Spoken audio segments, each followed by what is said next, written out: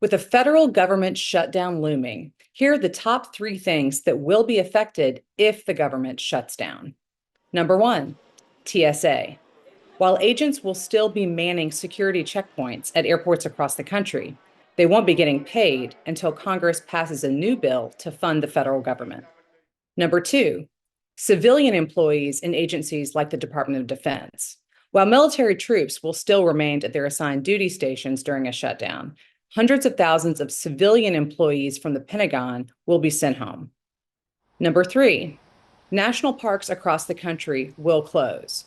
Sometimes that's not as big of a deal during the cold winter months, but for anyone traveling, they won't be able to visit a lot of these places across the US. Now, here are 3 things that are likely not to be affected during a federal government shutdown.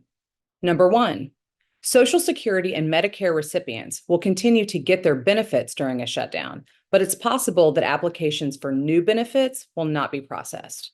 Number 2, federal law enforcement agents, like with the FBI and Border Patrol, will stay on the job during a shutdown. That's because their jobs are considered critical to national security. Number 3, the United States Postal Service will be unaffected during a shutdown. That's because it's considered a separate agency with its own funding. It's not uncommon for there to be a last-minute scramble when federal appropriations bills near their deadlines.